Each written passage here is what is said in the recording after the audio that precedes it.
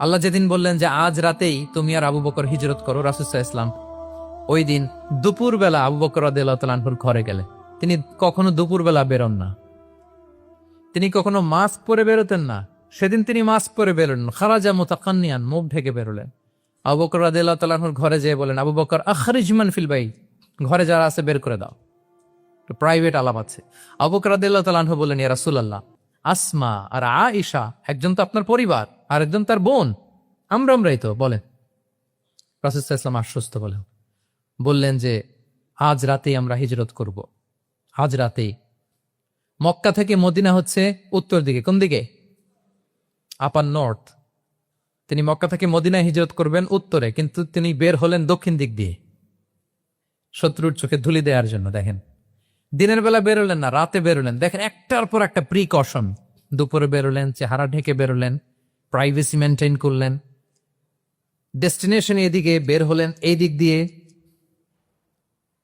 সবার চোখের অন্তরালে তিনি বের হলেন। এবং তিনি আবু বকর রাদিয়াল্লাহু তাআলা আনহুকে বললেন, সবাই যেই পথে মদিনা যায় আমরা কিন্তু ওই পথে যাব না, ক্যারাভানগুলো যেই পথে যায় ওই পথে না, সাওয়াহিলি একটা আনইউজুয়াল রুট ধরে আমরা যাব, সাগরের পার ঘেঁষে ঘেঁষে, যাতে ওরা বুঝতে না পারে। এই জন্য আবু বকর রাদিয়াল্লাহু তাআলা আনহু একজনকে ভাড়া করলেন, আব্দুল্লাহ ইবনে উরাইকেত নামে, যে আনইউজুয়াল রাউটটা চিনে, যে সাগরের পাশ ঘেঁষে চলে যাওয়া পথ দিয়ে মক্কা থেকে রাসূল সাল্লাল্লাহু আলাইহি ওয়াসাল্লামকে মদিনায় পৌঁছায়। দুইটা উট তিনি 2 মাস ধরে এটাকে নার্চারিং করে রাখলেন। 3 দিন আবু বকর রাদিয়াল্লাহু তাআলা আনহু এবং রাসূল সাল্লাল্লাহু আলাইহি ওয়াসাল্লাম গারে সাউরে অবস্থান করলেন 3 দিন, যাতে করে বুঝতে পারেন যে মক্কায় তাদের ব্যাপারে কি বলা হয়। এবং আবু বকর রাদিয়াল্লাহু তাআলা আনহুর ছোট্ট ছেলে আব্দুল্লাহকে অ্যাসাইন করা হলো যে, আব্দুল্লাহ, তুমি তো ছোট মানুষ, তুমি প্রতিদিন মক্কার বাজারে যেয়ে শুনবা যে আমাদের ব্যাপারে কুরাইশরা কি বলে। নিশ্চয়ই তারা তন্ন তন্ন হয়ে আমাদেরকে খুঁজবে, না পেয়ে ওরা কি কি পলিসি নেয় এটা এসে আমাদেরকে জানাবা। সুবহানাল্লাহ। ছোট্ট আব্দুল্লাহ মক্কার বাজারে কে কি বলে শুনে গোয়েন্দার মতো করে, স্পাইয়ের মতো করে সে তথ্যগুলো নিয়ে, খাবার নিয়ে গারে সাউরে প্রতিদিন ইনফরমেশন পাস করে আসতো, আবার খাবার দিয়ে আসতো। আচ্ছা বলেন তো, এই ছোট্ট আব্দুল্লাহ যেই পথে যায়, মরুভূমির উপরে তার ফুটপ্রিন্ট আছে না, আব্দুল্লাহর ফুটপ্রিন্ট।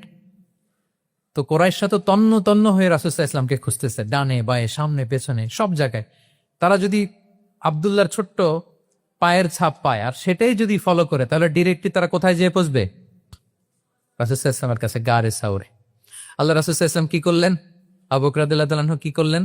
আমির ইবনে ফুহায়রা নামে আরেকটা লোককে অ্যাসাইন করলেন, যে 3 দিনের জন্য আব্দুল্লাহ যখন তথ্য নিয়ে খাবার দিয়ে চলে যাবে, আমির ইবনে ফুহায়রা, তোমার কাজ হচ্ছে যেই পথ দিয়ে আব্দুল্লাহ হেঁটেছে এই পথ দিয়ে তুমি আমাদের ছাগলগুলাকে একটু চড়াই দিবা। তাহলে ওখানে ওই বাচ্চার আর ফুটপ্রিন্ট থাকবে না, ওই ছাগলগুলোর পায়ের ছাপ থাকবে। অনেক লম্বা ঘটনা, এরকম একটার পর একটা প্রিকশন আল্লাহ রাসূল সাল্লাল্লাহু আলাইহি ওয়াসাল্লাম এবং আবু বকর রাদিয়াল্লাহু তাআলা আনহু ওনারা নিয়ে তারপরে হিজরতের পথে রওনা হয়েছেন। এবং যখন রওনা হয়েছেন, রাসূল সাল্লাল্লাহু আলাইহি ওয়াসাল্লাম ডানে বায়ে তাকান না, তিনি কোরআন তেলাওয়াত করছিলেন। হি ওয়াজ রিসাইটিং দ্য কোরআন, কারণ now he is in the state of তাওয়াক্কুল, এখন তিনি তাওয়াক্কুল করতেছেন। তাহলে বলেন তো, তাওয়াক্কুল কি শুরুতে না শেষে? তারপরে কতটা শেষে? আপনার চেষ্টা, আপনার তদবির, আপনার লবিং, আপনার এফর্ট, আপনার সাধ্যের নাগালে থাকা সবকিছু উজাড় করে দেওয়ার পরে আপনি বলবেন তাওয়াক্কালতু